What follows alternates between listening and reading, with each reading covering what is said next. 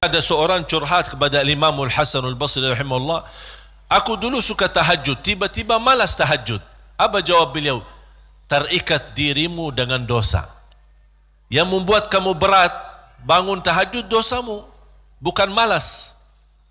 Ada orang, kok kenapa malas? Bukan malas, tapi ada dosa yang kita lakukan. Barangkali belakangan kita sering membuat hati ibu kita sakit. Ibu mengharapkan sesuatu, tapi kita malah menolak, membuat dia tersinggung.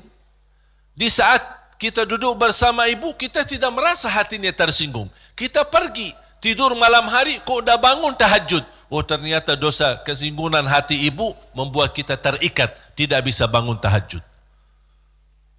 Apalagi dosa yang sengaja kita lakukan. Jadi ketika kita merasa kekurangan ibadah, segera bertaubat dan istighfar, karena kekurangan ibadah bukan karena malasmu, bukan karena merasa diri sudah bosan beribadah, tidak, pasti ada dosa. Harus bertanya diri, dosa apa yang saya lakukan sampai saya begitu malas ibadah? Dosa apa yang saya lakukan sampai sudah berubah sifat saya? Dulu saya suka salat di masjid, kok kenapa sekarang tidak suka ke masjid? Ada apa? Itu saking bahayanya dosa, sangat pengaruh dalam kehidupan kita. Makanya kalau kita terus beristighfar, selalu beristighfar, jangankan kita beristighfar karena dosa maksiat, beribadah saja kita butuh istighfar. Contoh, habis salat, Assalamualaikum warahmatullahi wabarakatuh, Assalamualaikum warahmatullahi wabarakatuh, terus Astaghfirullah. Kenapa? Apakah kita berbuat dosa? Apa itu salat dosa? Tidak, salat itu kebaikan. Tapi kenapa kita diminta habis selesai salat beristighfar? Seandainya ada kekurangan dalam salat kita, pasti kurang khusyuk, kurang ikhlas, banyak kekurangan dalam salat kita. Ya Allah, mohon diampuni dengan istighfar. Maka Rasulullah SAW sebagaimana diceritakan suka beristighfar dalam sehari lebih dari 70 kali. Ada satu riwayat 100 kali beristighfar.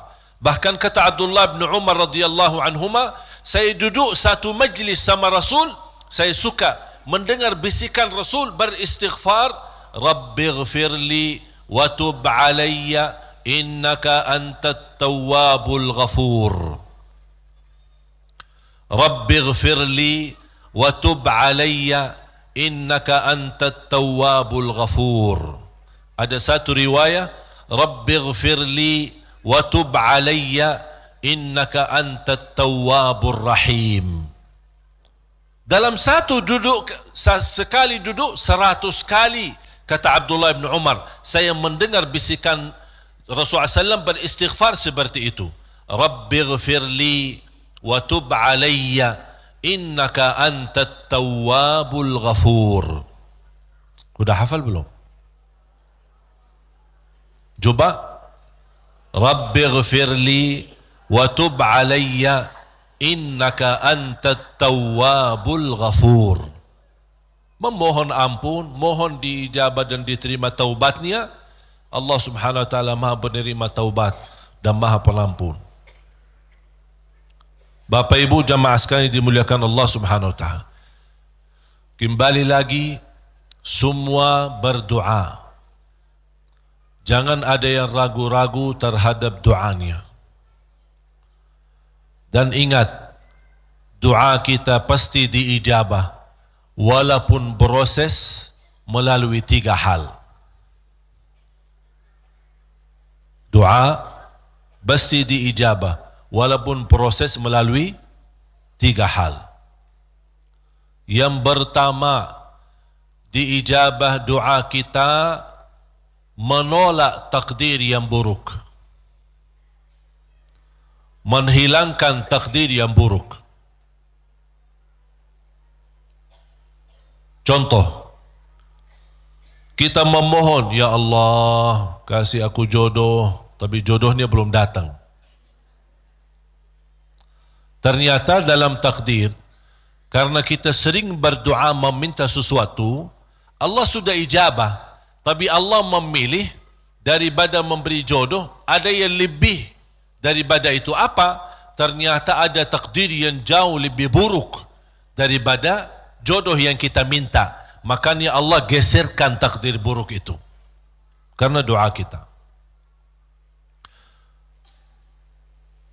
Turunnya bala, turun bala dari langit.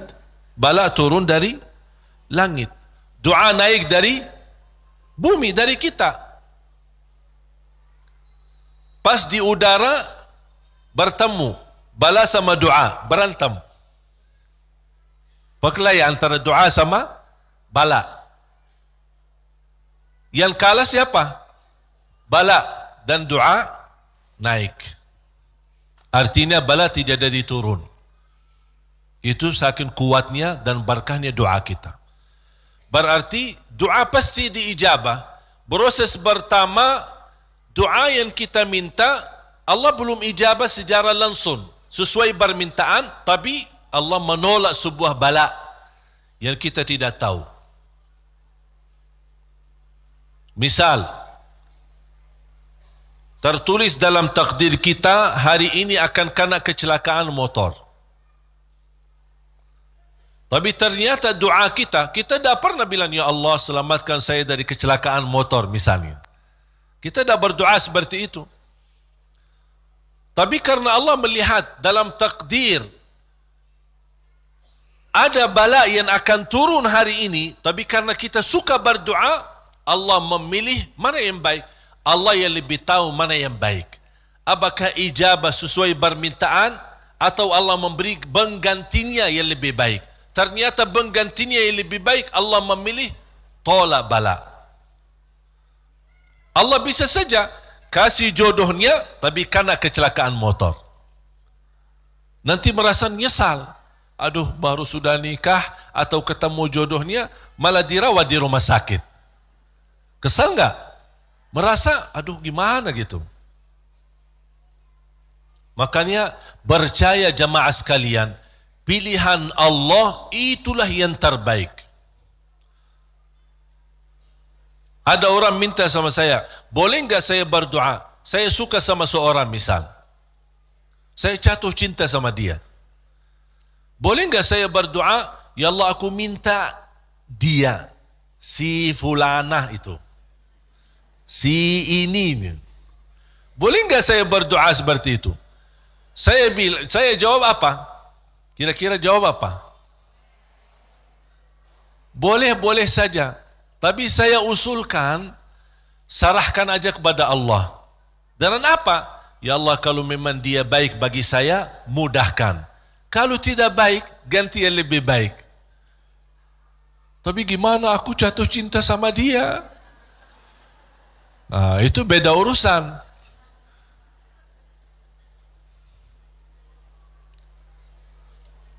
Nanti ada satu cerita, insya Allah indah, bisa menambah wawasan buat kita. Yang kedua, diijabah doa kita dan diberi oleh Allah Subhanahu wa taala sesuai permintaan. Apakah saat ini atau besok atau bisa lama. Tapi kita percaya pilihan Allah itulah yang terbaik. Yang ketiga, doa yang kita minta atau yang kita selama ini bermunajat, ternyata bala masih terus menimpa kita. Musibah kita terus ketemu.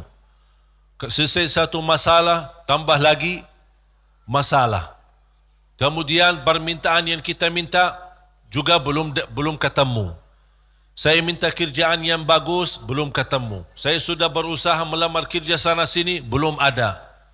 Terus mana doa aku selama ini, mana? Ternyata yang ketiga, jatuhnya yang di ketiga. Yang ketiga apa? Allah simpan doa kita buat di akhirat.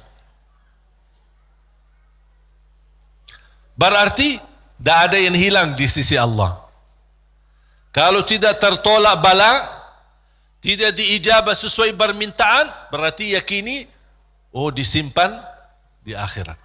Sahabat dan orang salih lebih suka doanya selama di dunia disimpan buat akhirat, karena di akhirat bakal lebih butuh bantuan dan pertolongan Allah dan berkat doa kita. Faham?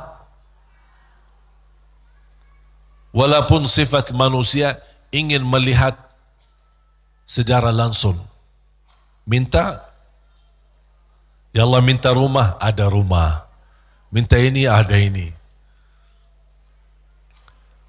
Mohon maaf Bapak Ibu, kalau Allah ijabah atau berikan sesuai permintaan kita, nanti kita berhenti berdoa. Apapun yang kita minta, ya Allah aku minta mobil, dapat mobil. Minta kerjaan, dapat kerjaan. Minta jodoh, dapat jodoh. Minta rumah, dapat rumah. Mau haji, dapat haji. Terus segala yang kita minta dapat. Habis, dah ada minta lagi. Terus berdoa enggak? Dah ada berdoa. Tapi kalau Allah belum kasih, kita doa lagi enggak? Doa, minta lagi. Coba kata Umar bin Khattab, ketika anda berdoa jadi seperti anak kecil. Anak kecil kalau dia minta sama ibunya gimana? Nangis enggak? Berhenti nangis sebelum dikasih? Belum kan? Dia nangis sampai begitu dikasih gimana? Berhenti enggak nangisnya? Anda harus seperti itu. Doa, nangis. Ya Allah belum kasih, aku nangis lagi dong. Belum dikasih, nangis lagi. Sampai Allah berkenan kasih. Dan ini sebenarnya bukan tujuannya Allah kasih atau tidak, tapi ingat, titisan air mata ini yang menangis karena Allah akan selamatkanmu dari siksa neraka Jahannam. Rasulullah SAW bersabda, وَعَيْنٌ بَكَتْ مِنْ خَشْيَةِ اللَّهِ حَرَّمَهَا اللَّهُ عَلَى النَّارِ لَا تَمَسَّهَا النَّارِ. Barang siapa yang menangis karena Allah, akan Allah haramkan jasadnya disuntuh oleh neraka Jahannam. Berarti kita tidak rugi. Tidak ada rugi. Biarpun tidak diijabah, ternyata titisan air mata berharga. Bisa menjaminkan kita selamat dari siksa neraka Jahannam. Mau apa lagi? Nangisnya berharga. Doanya pasti diijabah. Dan cukup dari doa, kita sudah membuat ibadah atau membawa sebuah ibadah yang dicintai Allah. Karena Allah suka bisikan hamba. Apalagi kalau lama tidak berdoa, Allah merindukan suara doanya kita. Apalagi doa yang tulus dan ikhlas. Makanya kadang-kadang kalau kita tidak diberi doa atau tidak beri permintaan atau tidak beri permohonan kita, terus kita berdoa terus sampai diuji, sampai di macam-macam, sampai kita merasa sudah tertekan, tidak kuat. Kira-kira bisikan doa kita seperti apa nanti?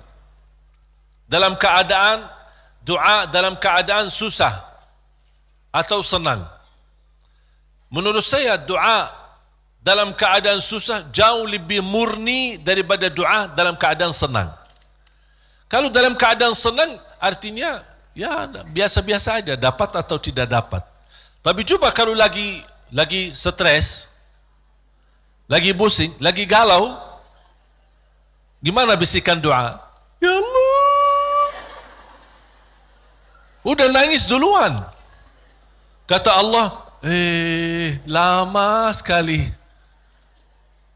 Makanya itu subhanallah, saya mengambil kesimpulan dari doa, justru doa tanda Allah merindukan suara doa kita.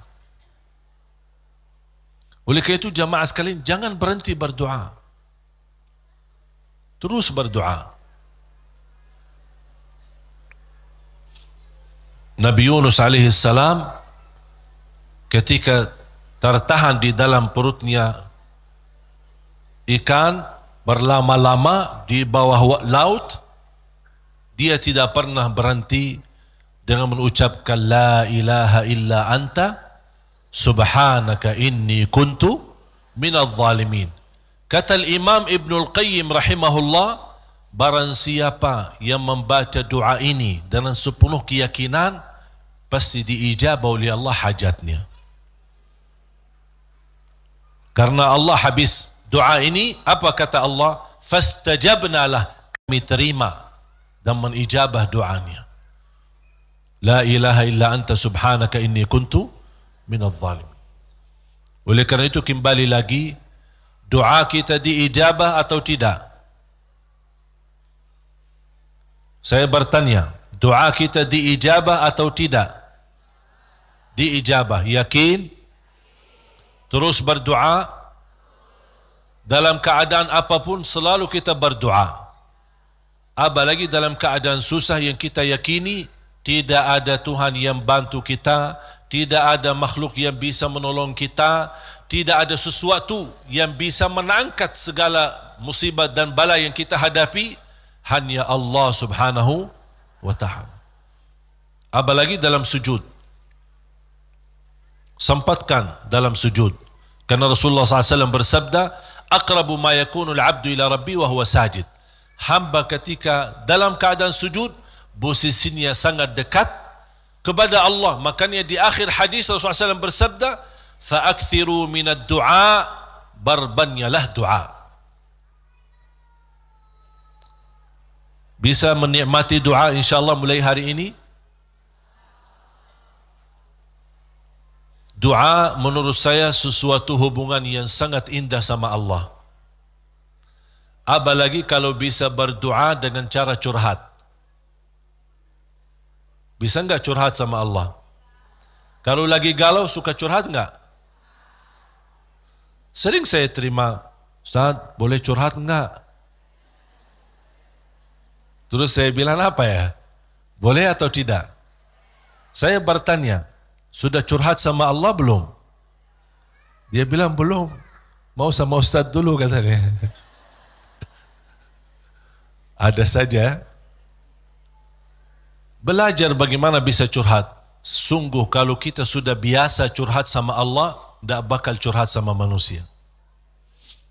Jadi ketika berdoa, jangan hanya minta, ya Allah tolonglah, tolonglah ya Allah, ampunilah. Jangan hanya suka minta, cerita.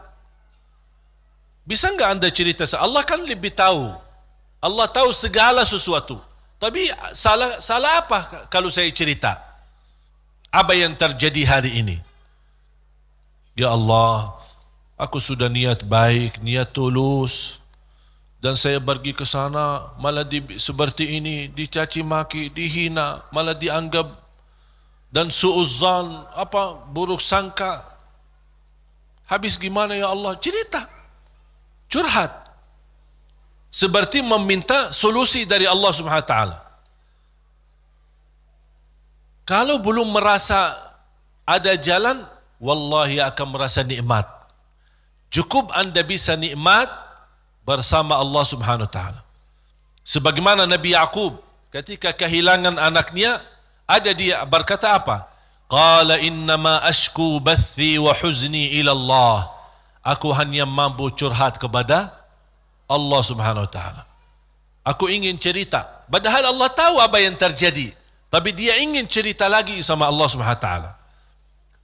Ungkapkan cerita ini kepada Allah, itu sudah merasa diri dan membuat hati kita tenang. Kembali kepada hidayah, dan saya tutupi cerita. Jadi hidayah yang pertama, hidayah dalalah wa irsyad. Seperti tugas para nabi dan rasul dan ulama berdakwah, dan anda semua bisa membagi hidayah irsyad, memberitahu ke orang lain lewat SMS, lewat WhatsApp, lewat apa saja yang kita mampu secara langsung. Yang kedua adalah hidayah taufiq. Hidayah taufiq. Habis kita dapat hidayah irsyad, habis kita sudah tahu, habis kita belajar, angkat tanganmu. Ya Allah, berilah kepada diri aku, berikan kepada kami semua hidayah taufiqmu, agar ilmu yang saya belajari bisa saya amalkan, bisa menjadi saksi baik, bisa membuat saya lebih baik, bisa merubah saya menjadi lebih baik, bisa menjadi mulia di mata manusia dan mulia di matamu ya Allah. Itu namanya hidayah taufiq. Itu yang dimaksud ihdinas siratal mustaqim.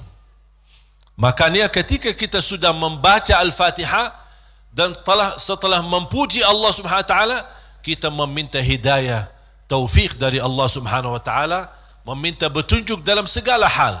Dalam rumah tangga kita mohon hidayah taufik. Isteri urus suami, minta hidayah taufik. Suami menurusi dan melayani isterinya, minta hidayah taufik. Dua-duanya melayani anaknya dan mendidik anaknya, minta hidayah taufik, supaya terbangun rumah tangga sakinah mawaddah rahmah. Ketika kita bekerja, minta hidayah taufik, supaya kerja ini benar-benar merubah ibadah dan juga penghasilannya menjadi halal dan jauh dari syubhat, apalagi yang haram. Kita meminta hidayah taufik dalam segala kehidupan kita, langkah-langkah menuju masjid, mencari nafkah, mencari rizki, semua dalam kehidupan kita selalu disertai dengan hidayah taufik. Kalau hidayah taufik, berarti Allah telah memimpin kita untuk memberi yang terbaik. Kalau Allah memimpin kita memberi yang terbaik, berarti Allah sudah berkenan menerima amalan yang sudah kita berikan kepada Allah Subhanahu wa taala. Bapak Ibu, saya tutupi satu cerita. Ada seorang bekerja cukup, penghasilannya pas-pasan, kerjaannya sederhana di sebuah pabrik. Dia jatuh cinta sama seorang wanita, tapi dia merasa diri belum memiliki kemampuan untuk bisa melamar dia.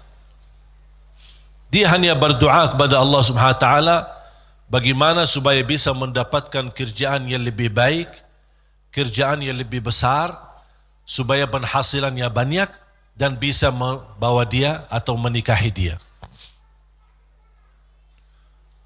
Sudah berdoa, sudah memohon berlama-lama, tapi dia tidak sabar untuk menanti-nanti bertemu dengan jodohnya. Dan dia tidak menyerahkan kepada pilihan Allah mana yang terbaik. Ternyata dia sendiri dengan merasa diri hebat untuk mencari solusi sendiri. Dia membaca sebuah iklan penawaran kerja di tempat yang baik, yang bagus, gajinya lebih besar.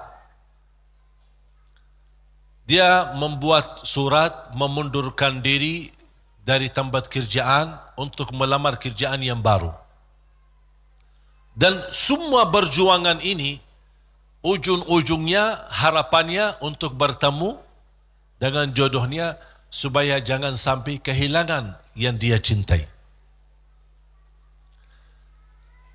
Dalam perusahaan itu ketika dia memundurkan diri, kata pemilik perusahaan, karena orangnya luar biasa, kerja rapi, tertib, bagus.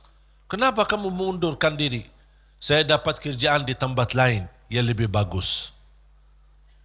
Sambil ditawarkan kenaikan gaji, walaupun tidak sebanyak perusahaan baru, tapi tetap dia mengambil keputusan mundurkan diri. Dia mundurkan diri dengan harapan mudah-mudahan diterima di tempat kerjaan yang baru. Dalam perjalanan lewati lampu merah, di lampu merah berikutnya ada melanggar lampu merahnya dan menabrak mobilnya karena kecelakaan. Akibat kecelakaan itu lumpuh kakinya. Masuk ke rumah sakit. Dari hasil kecelakaan ini, dia kehilangan kerja yang lama, kehilangan kerja yang baru.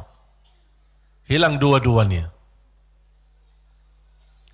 Berharap selama dia di rumah sakit, barangkali si perempuan yang selama ini dia cintai bisa datang. Ternyata berhari-hari tidak pernah datang. Di SMS tidak dibalas. Di telepon tidak diangkat. Tapi dia tidak pernah putus asa karena masih cinta sama dia. Habis dia berupaya dan bekerja keras dari rumah sakit, akhirnya datang yang menjadi harapan dia, calon istrinya. Melihat keadaannya sudah tidak ada kaki. Dalam keadaan tidak bisa bergerak, tidak bisa berbuat apa-apa. Datang melihat keadaannya, si calon istrinya ikut sedih. Tapi tidak berbanyak bicara. Kemudian dia meninggalkan rumah sakitnya dan dia SMS kepada si laki. Mohon maaf, barangkali kita bukan jodoh. Soalnya ada seorang yang datang ke rumah bapa melamar saya. Bertambah sakit. Sakit kaki ditambah sakit hati. Yang menabrak dia ketika kecelakaan ternyata seorang perempuan. Cantik dan dari keluarga yang kaya. Dan subhanallah, karena si perempuan ini merasa diri bersalah, selama di rumah sakit, si perempuan ini terus melayani dengan ikhlas dan tulus. Tapi si laki ini masih hatinya ke si perempuan itu. Sampai alhamdulillah selesai dirawat di rumah sakit, dipindahkan ke rumahnya. Pas sampai ke rumahnya, masih si perempuan cantik itu suka datang ke rumahnya melayani. Dan ada ibunya juga, ibu si laki itu. Lama kelamaan sudah mulai terbawa hati dan perasaan. Tapi dia merasa malu. Wanita ini cantik, dari keluarga yang kaya, aku orang susah, dulunya aku bekerja aja pas-pasan, apalagi sekarang tidak ada kerja. Dalam keadaan kalau saya bicara sama dia, kira-kira mau enggak sama aku? Dia masih belum meyakinkan. Dia hanya menyerahkan kepada Allah Subhanahu wa taala. Ketika satu saat pagi hari, dia sudah merasa setiap pagi menunggu si perempuan datang karena dia suka rutin, ikhlas, tulus untuk datang melayani. Di pagi hari menunggu datang si perempuan, seperti biasa bikinin teh, terus datang, siapin sarapan, walaupun ibunya ada. Tapi dia sudah merasa diri bersalah, ingin membalas, ingin berbuat sesuatu. Dan langsung perempuan berkata, aku ingin sampaikan sesuatu, boleh? Kata si laki, saya juga ingin menyampaikan sesuatu. Tapi tidak apa-apa, kamu duluan. Langsung si perempuan dengan keberanian, dia berkata, mau enggak berkenan saya jadi istrimu? Sama dengan harapan dia. Dia langsung kaget. Seperti perasaan yang sama, keinginan yang sama, hati yang sama. Tapi langsung kata beliau, apa yang saya bisa berikan? Saya orang biasa, orang miskin, dalam keadaan begini, tidak bisa bekerja. Langsung perempuan ini, jangan fikirkan soal kerjaan. Ayah saya seorang pemilik perusahaan besar. Saya bisa mendapatkan kerjaan di tempat ayah saya. Langsung kata dia, Bagaimana aku bisa bekerja dalam keadaan begini? Kerjaan kamu mudah di kantor, tidak perlu di lapangan. Jadi dapat kerjaan yang jauh lebih enak, gaji lebih besar, dengan istri yang lebih cantik. Gimana si wanita itu, si perempuan itu yang melamar dia sudah nikah, ternyata hasil nikahnya tidak bertahan lama, cerai. Kenapa cerai? Karena tidak bisa punya keturunan. Sedangkan si laki yang kena kecelakaan, dia ingin nikahi perempuan itu karena ingin mendapatkan keturunan, karena dia suka sama anak-anak. Allah tahu kesukaan dia tidak akan dapat dengan perempuan ini, makanya Allah memilih dia dapat perempuan yang jauh lebih cantik, lebih kaya, bahkan terjamin mendapatkan keturunan. Walaupun kecelakaan. Walaupun kecelakaan. Bisa enggak faham dari cerita ini? Pilihan Allah itulah yang terbaik. Walaupun karena kecelakaan. Artinya apa? Orang kecelakaan atau tidak kecelakaan, yakini pilihan Allah itulah yang terbaik. Makanya saya usulkan, kalau anda berdoa meminta sesuatu, disertai doamu dengan kata, ya Allah, kalau memang ini yang baik, mudahkan. Kalau ya Allah melihat ada yang lebih baik, berilah yang terbaik. Soal lamar kerja, soal jodoh, soal belajar, siswa di sini atau di luar negeri, dimanapun, apapun langkah yang anda ingin ambil keputusan, minta sama Allah, ya Allah, kalau memang keputusan saya ini itulah yang terbaik, mudahkan. Kalau tidak baik, ya Allah, pilihlah yang, tunjukkanlah kepada saya yang lebih baik. Percaya, Allah tidak ingin membuat kita susah, makanya jangan kita membuat diri susah. Allah akan memberi yang terbaik walaupun prosesnya lewat ujian. Walaupun prosesnya melalui ujian. Karena bisa jadi melalui ujian anda bisa menjadi jauh lebih mulia dan jauh lebih terkabul hajat sesuai pilihan Allah Subhanahu wa taala. Saya tidak milih datang ke Indonesia. Bahkan tidak pernah berdoa, ya Allah bawa saya ke Indonesia. Dan tidak pernah menjadi cita-cita saya untuk ke Indonesia. Tapi saya yakini apa yang Allah pilihkan buat saya nikmati, saya juga memberi yang terbaik karena Allah Subhanahu wa taala. Makanya di mana Allah tempatkanmu, di mana Allah posisikanmu, berilah yang terbaik lillahi taala, menjadi pertama tanda syukur kita atas posisi kita, dan mudah-mudahan itulah yang menjadi pilihan Allah. Kalau itu yang menjadi pilihan Allah, berarti percayalah itulah yang terbaik. Faham?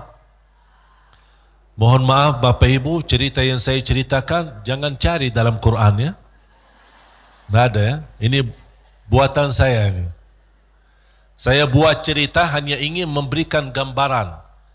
Dari kesimpulan ayat dan hadis, memang ternyata pilihan Allah yang terbaik. Walaupun proses lewat ujian.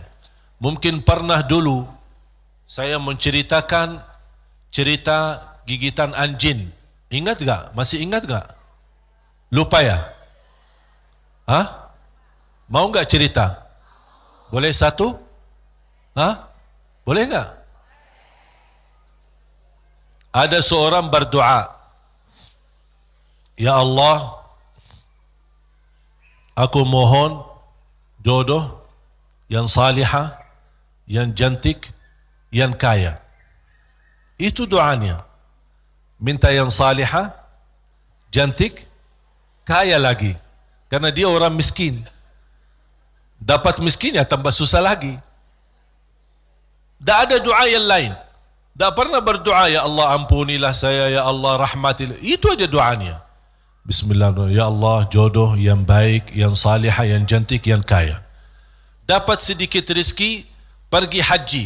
Selama dia tawaf, ya Allah, jodoh yang salihah, yang cantik, yang kaya. Safa Marwa, ya Allah, jodoh yang salihah, yang cantik, yang kaya. Itu aja doanya. Fokusnya luar biasa. Pas pulang kembali ke tanah air, dalam keadaan sedang memimpikan dan membayangkan bagaimana ketemu jodohnya. Pas di kampung malam hari dia melewati jalan, dikejar anjing. Dan anjing sifatnya kalau kita lari, dikejar sampai digigit kakinya. Datang ambulan, dibawa ke rumah sakit. Pas dalam perjalanan, dia merasa nyesal. Ya Allah, selama ini minta jodoh yang salihah, yang cantik, yang kaya. Masa dikirimkan anjing? Merasa tidak terima gitu. Jadi aku selama ini minta ini, kok dikirimin anjing? Artinya ujian. Dia tidak mau, merasa diri tidak terima. Pas sampai ke rumah sakit, dirawat sama seorang dokter yang salihah, yang cantik, yang kaya, jadi jodohnya.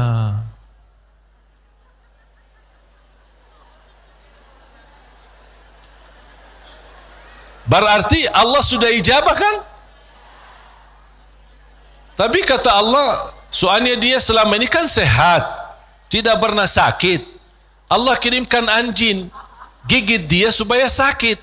Dan ketemu jodohnya di rumah, sakit. Alhamdulillah. Ya insyaAllah mudah-mudahan digigit.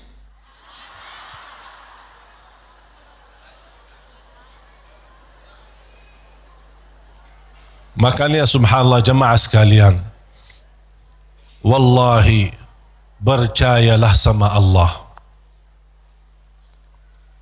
Percayalah sama Allah. Termasuk apa yang terjadi di Palestina, percayalah sama Allah. Allah tidak suka umat Islam ditindas. Allah tidak suka umat Islam dalam keadaan dihina, diusir, dibunuh. Kezaliman yang terjadi di Rohingya, di Palestina dan di mana-mana terhadap umat Islam. Allah tidak suka itu. Cuman pasti ada sesuatu yang Allah ingin tunjukkan, yang menjadi pilihan. Barangkali melalui ujian ini Allah ingin mewujudkan manusia yang kuat menghadapi segala tantangan. Dan juga salah satu hikmah, Allah ingin menunjukkan kepada dunia bagaimana kekuatan kebersamaan umat Islam. Dan alhamdulillah, menurut saya apa yang terjadi dari hasil diumumkan Al-Quds menjadi ibu kota Israel, justru memang nampaknya ujian, tapi bagi saya nikmat, karena dari situ umat Islam mulai bersatu. Tidak pernah tergerak semua dunia, jangankan yang muslim, non-muslim pun tergerak. Semuanya turun di lapangan untuk menunjukkan ke mata dunia, kami menolak proses ini. Dan inilah salah satu hikmah yang Allah ingin tunjukkan kepada manusia dan kepada musuh Islam, bagaimana kebersamaan kita, kepedulian kita. Walaupun kita memang tidak bisa membantu banyak untuk saudara kita Palestina, tapi upaya kita, sedekah kita, infak kita, doa kita dan rasa kepedulian kita mudah-mudahan menjadi tanda saksi baik. Ya Allah, itulah yang kami bisa berikan. Kami tidak bisa merubahkan keputusan, tapi kami bisa menunjukkan perasaan dan bisa menunjukkan yang baik dalam doa dan kekuatan kita, karena kekuatan kita adalah kebersamaan. Kalau kita bersatu, baru musuh Islam mulai memfikirkan jangan bermain-main lagi terhadap umat Islam. Makanya mari kita sama-sama menjaga kebersamaan kita. Tinggalkan perbedaan. Jangan kita membuat perbedaan menjadi perpecahan. Jadi perbedaan di antara kita adalah kekayaan ilmu yang bisa kita sama-sama menghormati dan sama-sama menjaga. Bukan sama-sama menjatuhkan dan sama-sama menjelekkan. Mari kita sama menjaga kebersamaan kita. Rapatkan saf kita untuk menunjukkan bukan kepada manusia tapi kepada Allah Subhanahu wa taala rasa kepedulian, rasa cinta bersama sesama muslim, sesama manusia yang sedang dihina, sedang ditindas, sedang dizalimi di saudara kita di negeri Palestina. Mari kita sama-sama dan kita menghebohkan dan mengajak semua untuk mengikuti aksi bela Palestina yang insyaAllah hari Ahad besok tanggal 17. Yang merasa diri tidak mau ikut, itu terserah, itu pilihanmu dan itu keputusanmu. Tapi jangan membuat orang lain yang ingin mengikuti aksi bela Palestina, anda mengungkapkan kata-kata yang bisa menghilangkan perasaan semangat bagi mereka. Kalau tidak bisa ikut, terserah. Kalau tidak bisa bicara yang baik, lebih baik diam. Setuju? Makanya jemaah sekalian, saya baru saja kemarin datang dari sana. Dan alhamdulillah dapat karunia yang tidak terduga. Ketika saya bertemu Imam Masjidul Aqsa di sana dan habis makan siang hari Jumat, habis Jumat diajak beliau ke rumahnya, kemudian duduk lama ngobrol, kemudian salat asar bersama, kembali lagi ke rumahnya sambil menyambut tamu-tamu yang datang dari Turki, dari Inggris, dari Perancis, dari mana-mana. Subhanallah, banyak tamu yang datang dan masing-masing membawa sumbangan untuk saudara kita dan untuk Masjidul Aqsa. Pas maghrib beliau juga ajak ke masjid dan tanpa memberitahu, habis selesai iqamat beliau dorong saya untuk ke mihrab dan menjadi imam di Masjid Qubbatus Sakhra di tempat mi'rajnya Nabi Muhammad sallallahu alaihi wasallam. Saya jujur saja tidak bisa terbayang bagaimana karunia dari Allah Subhanahu wa taala bisa menjadi imam umat Islam di tanah suci Palestina, di area Masjidul Aqsa dan Qubbatus Sakhra. Makanya subhanallah, apa yang saya nikmati dan alami di sana luar biasa. Memang saudara kita berjuangannya bukan main. Saya melihat anak-anak kecil, bahkan warga Palestina, Masya Allah luar biasa. Dari jam 3 sudah mereka berdiri di depan pintu-pintu Masjidul Aqsa yang sebelum masuk ke area masjid, kan ada halaman besar kayak bagar, dan bagar itu ada pintu-pintu. Memang sayang sekali pintu-pintu yang di bagar itu dikuasai oleh orang Yahudi Israel.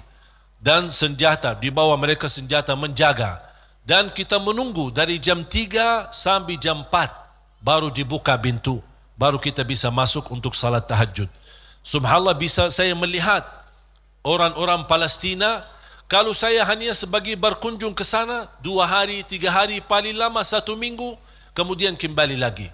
Saya bayangkan orang-orang tua-tua, pemuda-pemuda, wanita yang warga sana, yang memang tinggal dekat sana setiap hari bertahun-tahun, yang sudah proses melalui lebih dari 70 tahun dalam keadaan seperti ini, tapi subhanallah mereka masih sabar. Tidak ada yang mundur, tapi masih terus bisa datang duluan dari jam 3 dengan harapan dibuka pintu. Walaupun mereka tahu dibuka pintu sebelum subuh 1 jam, tidak boleh lebih sebelumnya, tapi subhanallah tetap mereka dengan segala harapan sama Allah Subhanahu wa taala. Inilah yang menurut saya melihat perjuangan ini membuat saya semangat. Saya hanya 1 hari 2 hari aja sudah merasa kesal sama orang Yahudi yang menjaga.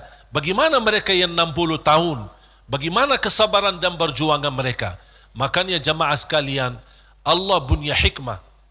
Apa yang terjadi di negeri Palestina, Allah ingin mewujudkan generasi-generasi yang insya-Allah kuat imannya, kuat menghadapi tantangannya, dan inilah mereka yang akan diwujudkan oleh Allah, yang akan mampu membebaskan dan memerdekakan insya-Allah negara Palestina.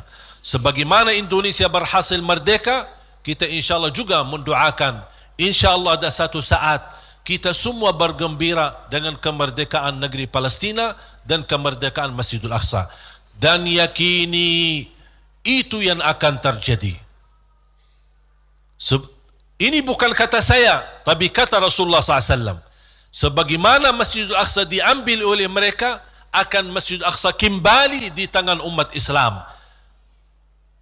walaupun memang prosesnya cukup lama, dan kita berharap sama Allah, tanpa kita putus asa, kapan tiba saatnya Allah akan memberi yang terbaik untuk umat Islam.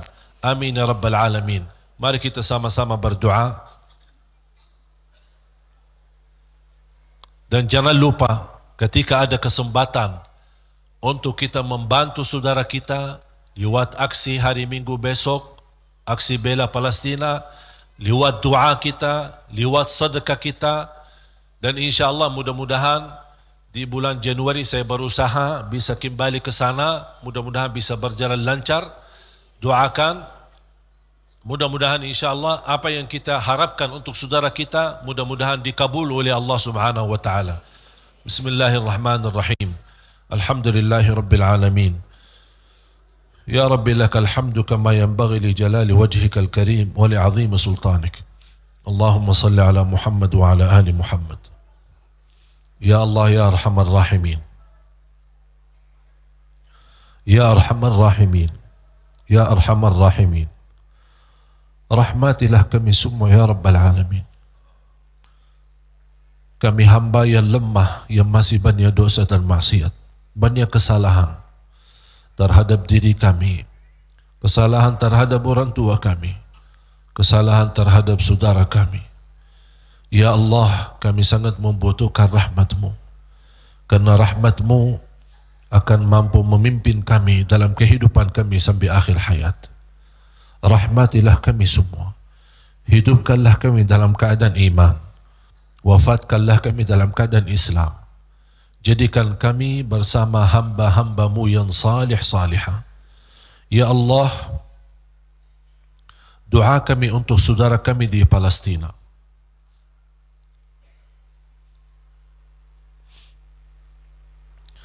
Betapa berat ujian yang dihadapi oleh mereka. Masjidul Aqsa, tempatnya Isra dan Mi'raj Nabi Muhammad sallallahu alaihi wasallam, sedang menghadapi ujian. Ya Allah, dengan kepedulian kami terhadap saudara kami di Palestina, mudah-mudahan momen ini menjadi salah satu sebab menyatukan umat Islam ya Rabbal Alamin. Bagaimana kami mampu merapatkan saf kami di dalam masjid, kuatkanlah kami ya Allah agar mampu merapatkan saf-saf kami di luar masjid. Birahmatika ya arhamar rahimin.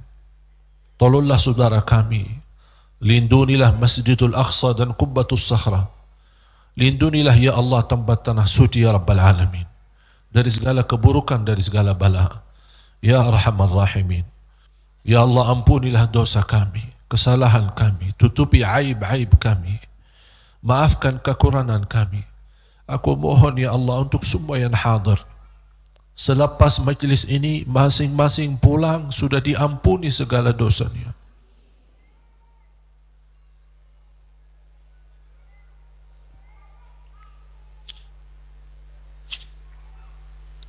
Disucikan hatinya, dibersihkan jiwanya, diselamatkan setiap langkah-langkahnya, terkabul segala keinginannya dan doanya. Ya Allah, di antara kami yang sakit, sembuhkan penyakitnya, sehatkan badannya. Di antara kami yang belum mampu meninggalkan dosa dan maksiatnya karena hawa nafsunya, ya Allah, kuatkan hatinya, sempurnakan imannya agar mampu meninggalkan dosa dan maksiatnya, dan terima taubatnya ya Dzal Jalali wal Ikram. Ya Allah, berikan kepada kami kemampuan istiqamah sampai akhir hayat, istiqamah Islam iman sampai akhir hayat, istiqamah beribadah sampai akhir hayat. Akhiri hayat kami dengan husnul khatimah, husnul khatimah, husnul khatimah ya Allah. اغفر لنا ولوالدينا وارحمهم كما ربونا صغارا واغفر لجميع المسلمين والمسلمات والمؤمنين والمؤمنات الأحياء منهم والأموات. Tolonglah saudara kami ya Allah di negara Rohingya, di Yaman, di Irak, di Libya, di Syria. Ya Allah, tolonglah saudara kami, angkat segala bala dan musibah. Berikan kemenangan ya Dzal Jalali wal Ikram terhadap orang-orang yang zalim ya Dzal Jalali wal Ikram. Angkatlah kezaliman terhadap umat Islam ya Allah. Jauhkanlah kami dari segala macam kezaliman ya Rabbal Alamin. Lindungilah kami ya Allah dari segala keburukan, dari segala bahaya ya Arhamar Rahimin. Rabbana taqabbal minna innaka antas samiul alim wa tub alaina innaka antat tawwabur rahim. Ya Allah, atas izinmu kami sama-sama berkumpul di masjid ini. Ya Allah, berilah kepada kami kemuliaan, sama-sama jumpa kembali di dalam surgamu ya Allah.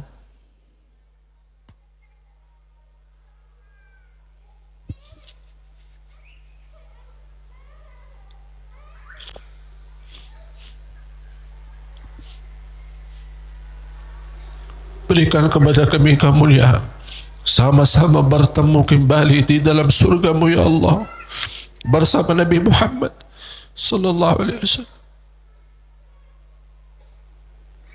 Rabbana atina fid dunya hasanah wa fil akhirati hasanah wa qina adzaban nar. Wa sallallahu ala sayyidina nabiyina Muhammad wa ala alihi wa sahbihi wa baraka wa sallam. Subhana rabbika rabbil izzati amma yasifun wa salamun ala al mursalin. والحمد لله رب العالمين.